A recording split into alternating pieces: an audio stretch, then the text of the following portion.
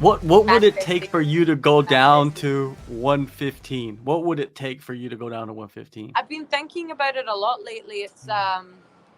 I want to fight the best in the world, and I think that the best in the world is at 115 right now. So Mhm. it's been a big thought for me. But 125 is easy. I cut zero weight. Like I literally cut 3 pounds to make 125. So fighting at 125, just, they call me with a name. I just say, yep, sure, no worries. But I think that in the long term, I maybe want to look at going down to 115 and fighting the best girls there. But we'll see what my body does. I'm still growing. I'm 24 years old, so we'll see. Yeah, we seen Cynthia, right? She was Yeah. doing it.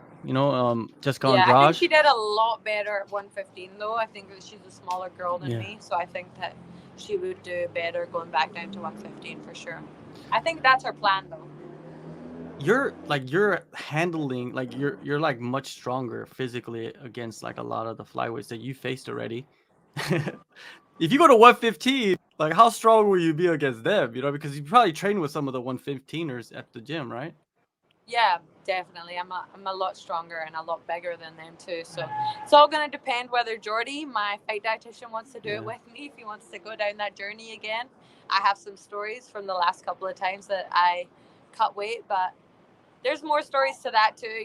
Living in Thailand. Anybody who's been to Thailand and trained Muay Thai will tell you that the trainers fat shame you non-stop. So I was eating about 800 calories a day, just trying to stay on weight for 52. So I think that making it now would be a lot easier than it was back then. Now that I've gained some muscle and some size, and I actually know what I'm doing as an athlete and not just doing this for fun. This is my life now. So yeah. Yeah, Jordy, the proof is in Yeah. the pudding if you see the athletes that he has. He And he has told me that he will take me back down if it's worth it. So let's see um what the talks are. I yeah, want to have yeah, one more 25 when I come back yeah, though, for sure. okay.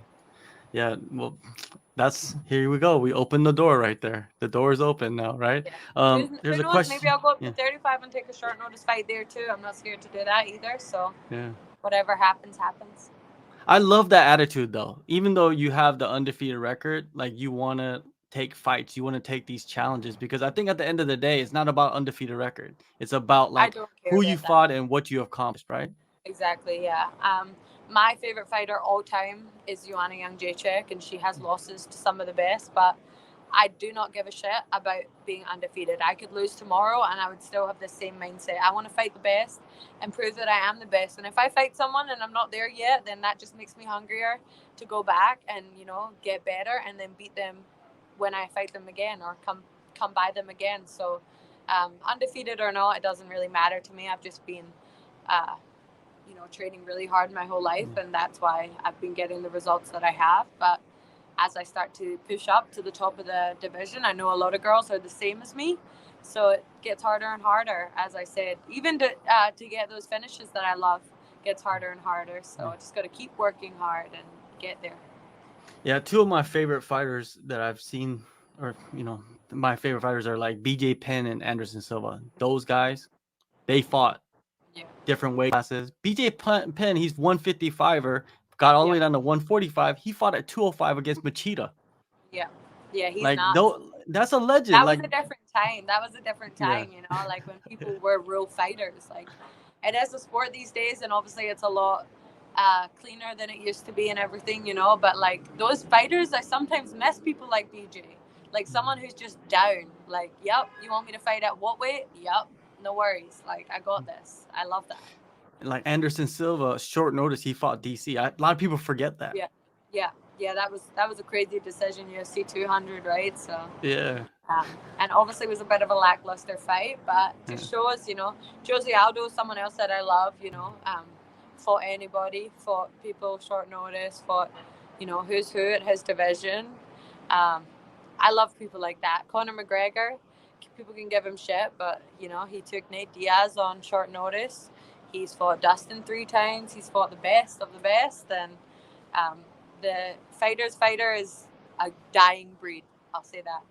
would you rather fight in London or Australia if you could choose next year? I may already have one. I can't talk about it yet. What?